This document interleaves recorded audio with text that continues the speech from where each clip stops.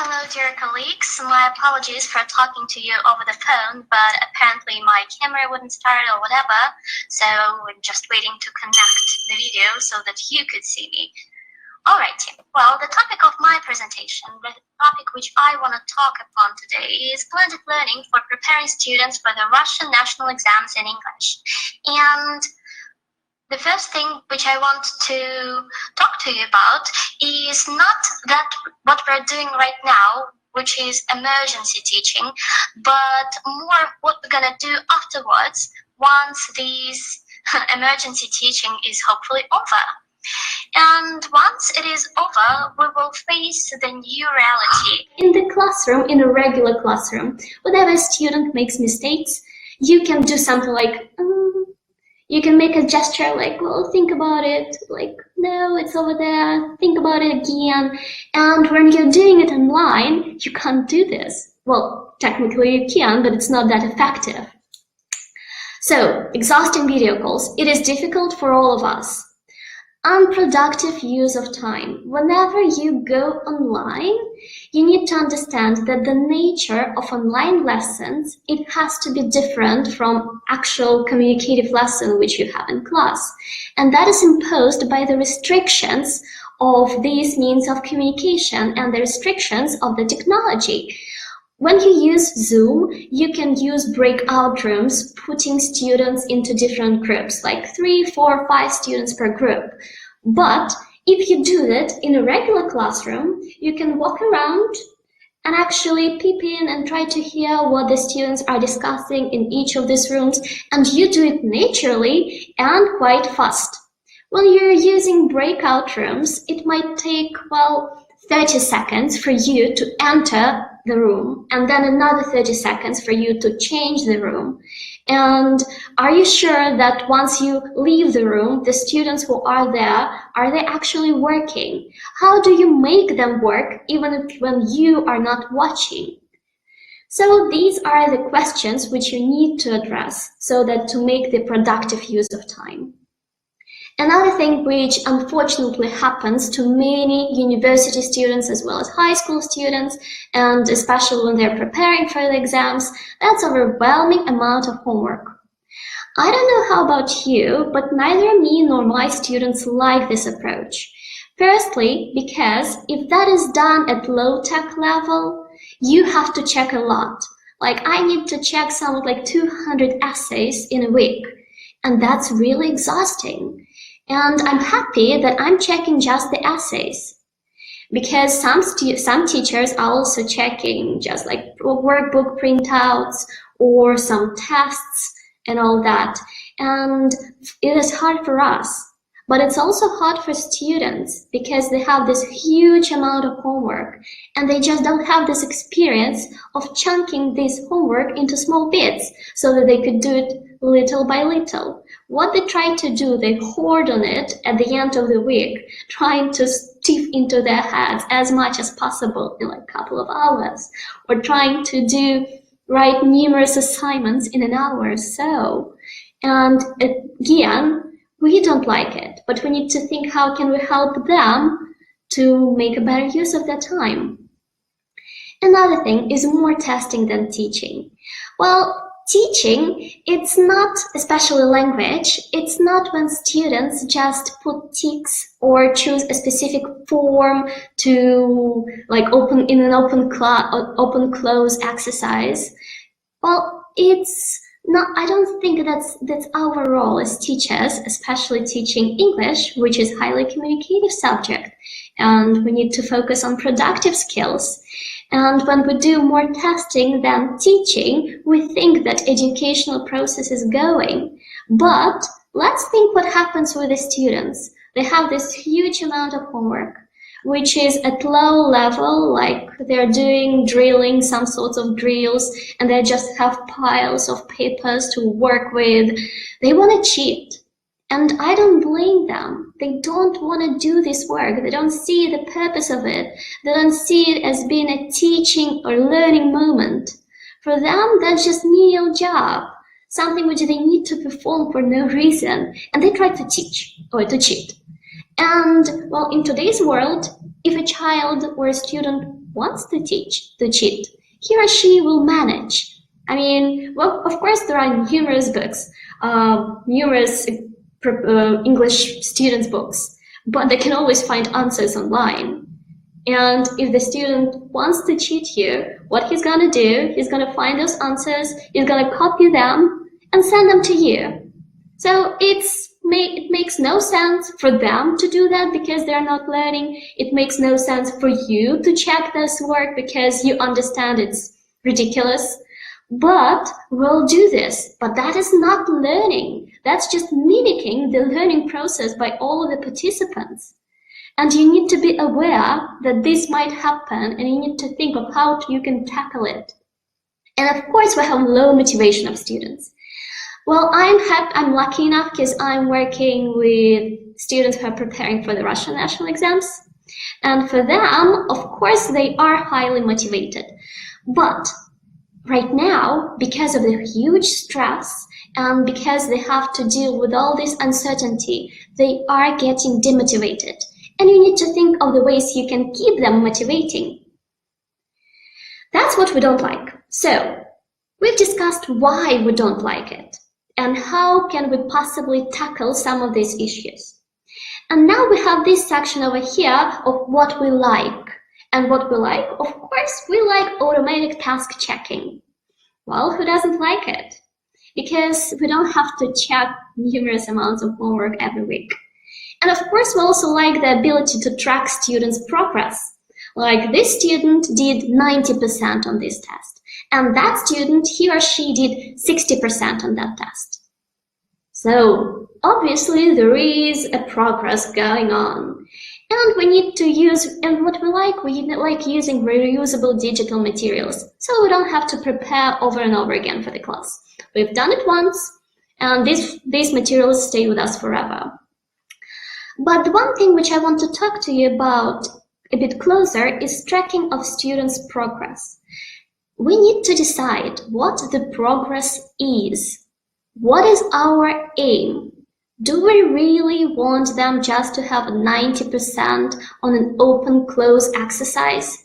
Or do we really measure success with how successfully they can match the picture with the word? Well, partially, yes, and that would be applicable to any other subject, be that history, social studies, because those subjects, they are heavy in information load. So how you prepare for those exams? You learn a lot of material, but it doesn't work with English because English is a practical skill. Like you can learn all of the dictionary, but it's not gonna help you to speak better or to understand the text better, because to master language, you need to use it constantly in productive skills. It's connected to your cognition, it's connected to your everyday interactions. So, and that is the progress. How effectively students can use the language they know to achieve the goal which they are striving at. In our case, that's a high score at the examination. And in Russian national exam, there are not that many tasks in which you need to, well, just use this basic level of knowledge. Of course, there is grammar, but it's just 1/4 of the exam. But there is also reading, listening, speaking, writing, something of higher order, which we need to prepare them for. And if we only focus on grammar or lower level, it's not going to take us far. All right, so the next one. And there is a solution which we can use to make a more effective use of time. That's flipped classroom. Flipped classroom, that's what we had before we started talking about blended learning. In the flipped classroom, what you do, you firstly give students some pre-tasks at home. So they do something at home and they come to class more prepared. In traditional classroom, when you are in class with your students, you try to explain them something, and then you do some lower order tasks. Like you're trying to help them remember something, you're trying to help them understand something, and to apply. And then at home, students should be challenged more, and they often face tasks they are not prepared to carry out effectively. And they need your advice, and they need it now. When they're doing a specific exercise, performing a specific task, there is a very small window for learning, and it happens once they are immersed into the task, once they're working with it. In traditional classroom, what happens? You give them homework, they work with it independently, and then you check it a couple days later. But students, if you check their homework a couple days later, they don't care about their mistakes in that tasks. All they care about is how many points did they get. And that is not learning. So you're missing this crucial learning moment. Whenever a tutor is working with a student and a student makes mistakes, what happens? The tutor comes up to the student and corrects him immediately. So this is a very small window for immediate learning, and you miss it once you give them a lot of homework, which you check later on. In flipped classroom, you give them pre-tasks, so they prepare, they learn material, they can learn grammar, they can learn vocab, they can learn ideas, and they come to classroom prepared. So in classroom, you can focus on higher order thinking skills. You can devote more time to speaking, for example. So what you can do, you can pre-teach vocab, pre-teach grammar, pre-teach ideas, so that they do it at home. That's what they do at home. And you can also use such thing as automatic marking. And for that, when you mark them automatically, they get the results straight away, at all. They just see it and they understand how well they did. And you can also give them immediate explanatory feedback. And it can also be automatic, like you've made this mistake here for this reason, or can you think one more time? It's also possible with the current technology level. And that can be a formative assessment. You can tell your students that this is not done for the grade. This is done for you to improve your skills. And then you can also give them a summative assessment for homework, something more productive, like they need to provide explanations for their own mistakes or for their own use of grammar in specific cases. They can record a conversation, or they can write a short story or an essay for you to check. And then once they come to the class, you have this offline lesson, a very communicative-based lesson, or you can do the same thing online, live. And the benefits are enormous. Firstly, you decrease their cognitive workload, because once they come prepared for the class, they already have some material, so it's easier for them to tackle higher order thinking tasks. You face decreased anxiety, because those students of lower levels, they're always nervous to come to class. And in this case, they know that they know something and they're able to participate in the activities. They are better aware of their own learning. There is more motivation, less teaching. You build their skills effectively, and you can focus on productive skills in class. And how can you prepare those lessons online? You can use Google Classroom, H5P, Zoom, Video Puppet. That's an amazing tool for recording video lectures. You can use Google Forms for creating quizzes with feedback. Not just the feedback like this answer is incorrect, but a more profound feedback, why this answer is incorrect, so that students actually learn. And when, for example, you do something with the grammar, first you can provide them with a pre-recorded video, something short and concise. Then you can give them formative assessment with tips, so they can practice this skill. Then you can give them summative assessment, something that you actually check at home, something more productive. And students can analyze their own mistakes, and they can send you more productive tasks later. Like what I do with my students, it looks more or less like this. So they have preparatory tasks when they need to learn specific grammar and vocab and do some readings on the topic so that they get more ideas. Then they watch a short video, they do formative tasks with tips, like whenever they want to get an advice or a tip, what should be entered in the specific clause, they can hit the button and it will give them this tip. And they then, at the end, for the fourth step, they submit something productive, like an essay to check. That's why I have so many essays to check.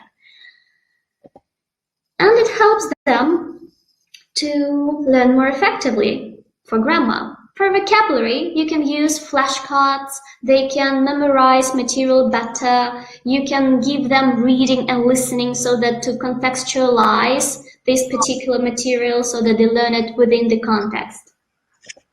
I'm almost done. So these are the flashcards.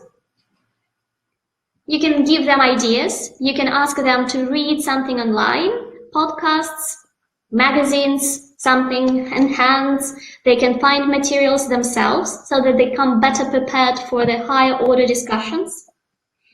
And well, here are just the final tips what you can do. Your students should know why they're learning the way they're learning, and that really enhances their experience. You should always give them the clear plan and clear instructions what will happen for like the whole year ahead. And in that way, it decreases their anxiety. And you need to create a uniform learning environment.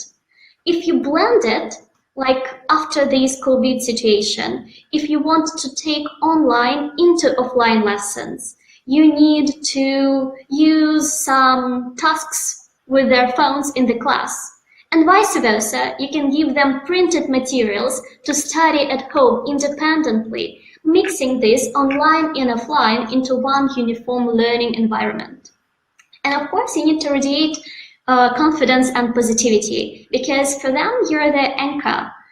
You should be really confident in what you're doing, and you should be really happy to see them every time you see them. And that sparkles them and helps them learn more effectively. Alrighty, I guess I've been talking too much, I'm sorry, but I would be really happy to answer any of your questions, if, of course, if you have any.